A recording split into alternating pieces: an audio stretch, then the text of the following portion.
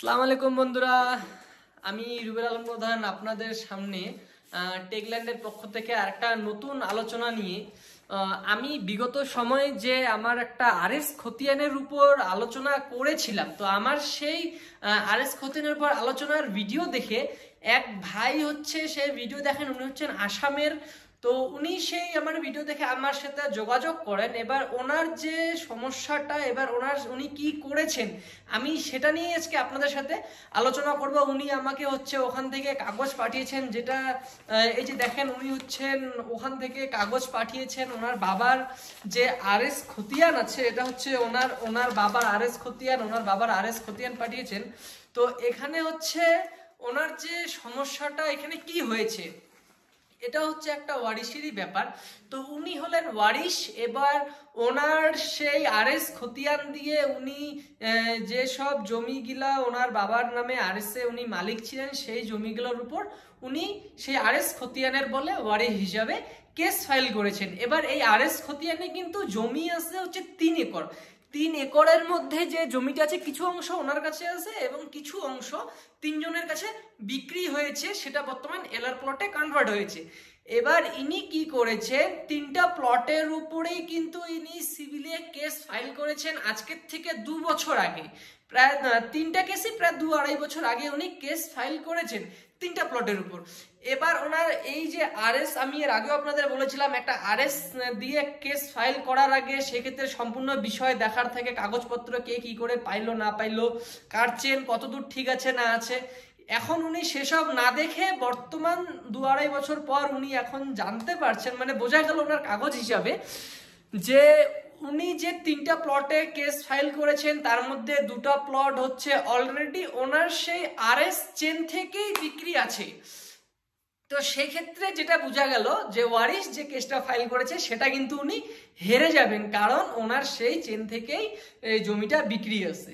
কিন্তু এখানে যে আরেকটা জমি আছে, সেটা হলো সেটার উপর যে উনি কেসটা ফাইল করেছেন। এবার এইটার আলোচনাটা, এইটার হচ্ছে চরিত্রটা কেমন।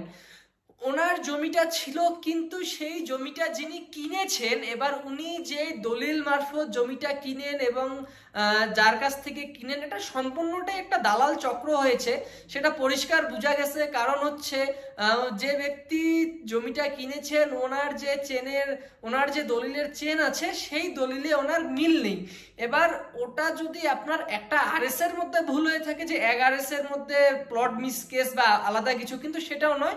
ওনার যে দলিলটা আছে, ধরে নেন যে আমার দলিল হচ্ছে মালবাজারের, এবার আমি মালবাজারের জমির আমি দলিল রেজিস্ট্রি নিলাম হচ্ছে আপনার কোচবিহারের দলিল দিয়ে আমি জমি রেজিস্ট্রি নিলাম। তো এই কেসটাই হয়েছে ওনার যিনি ওই জমিটা কিনেছেন। এবার তার মানে তো এখানে অন্যায়টা করেছে, এবার যে জমি কিনেছে ও হয়তো কাগজ সম্পর্কে জানেন না, তো উনি তো কিনে নিয়েছেন, কিন্তু এখানে দোষটা কার? এটাও কিন্তু সিভিলে টাইটেল শুট হয়ে আছে, কেস চলছে। তো এখানে হচ্ছে দোষটা কার? যিনি কিনেছেন ওনার দোষ, না যিনি হচ্ছে ওনাকে বিক্রি করেছেন ওনার দোষ, না এখানে যে দালাল চক্র হয়েছিল সেই দালালের দোষ?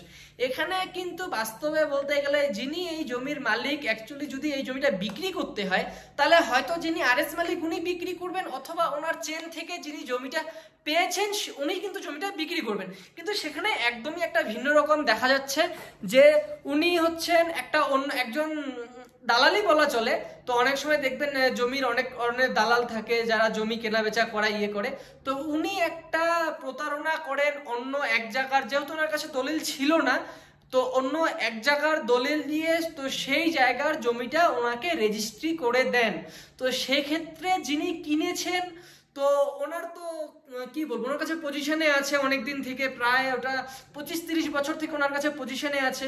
এবার যিনি দাবি করছেন ওটা আমার জমি, এনারটাও সঠিক, কারণ ওই জমি ইনি বিক্রি করেন নাই। তাহলে এখানে মাঝখানে যে দালাল যে কাজটা করেছে, অন্য এক জায়গার দলিল দিয়ে আরেকজনকে যে জমিটা বিক্রি করেছে, সেটা হচ্ছে সম্পূর্ণটাই একটা প্রতারণা। তো সেই ক্ষেত্রে কি হবে সেটা হচ্ছে বলা যাচ্ছে না, যেহেতু এটা কেসের মধ্যে আছে। হয়তো এখানে যেই দালাল হচ্ছে, এবার উনি ফেসে গেছেন, কারণ হচ্ছে একটাই, যে উনি হচ্ছেন সেই দলিলটার মধ্যে সাক্ষী দিয়েছেন। তো যার কারণে হচ্ছে উনি সম্পূর্ণটাই এখানে ফেসে গেছেন।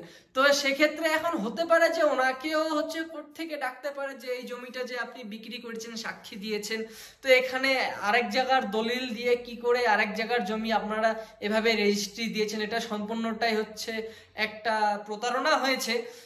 তো যিনি কিনেছেন ওনার সাথে প্রতারণা, এবার যার জমি ওনার না জানা শর্তে বিক্রি হয়েছে এটাও এক ধরনের প্রতারণা। তো সেই ক্ষেত্রে হয়তো দেখা যেতে পারে যিনি হচ্ছে সেই জমিটার দালালি করেছেন, এবার সেখানে যার সাক্ষী আছে সেটা কিন্তু প্রমাণ করতে হবে যে ইনি এই জমিটা এভাবে বিক্রি করিয়েছেন। তো সেই ক্ষেত্রে কিন্তু দেখা যেতে পারে যে যে ওয়ারিশ আছে সেও কিছু ওনার কাছ থেকে একটা কম্পেনসেশন পেতে পারে, অথবা যিনি জমি কিনেছেন সেটা তো ওনার কাছে থাকবেই। সেটা হচ্ছে যদিও ওনারও সাথে একটা প্রতারণা হয়, এবার সেক্ষেত্রে যে কি বিচার হবে সেটা বলা মুশকিল। কিন্তু এটা নিয়ে যখন একটা রায় হবে, আজ না হয় কাল তো রায় হবে অবশ্যই, আমি অবশ্যই আপনাদের সাথে এই রায়টা শেয়ার করব। তো আপনারা ভালো থাকবেন, আমার পাশে থাকবেন, আমার ভিডিওতে লাইক কমেন্ট শেয়ার করবেন। আপনাদের যদি কোনো প্রশ্ন থাকে জমি সংক্রান্ত বিষয় নিয়ে আপনারা আমার কমেন্ট বক্সে আপনারা প্রশ্ন করতে পারেন, আমি আপনাদের আশা করি আপনাদের আমি উত্তর দিতে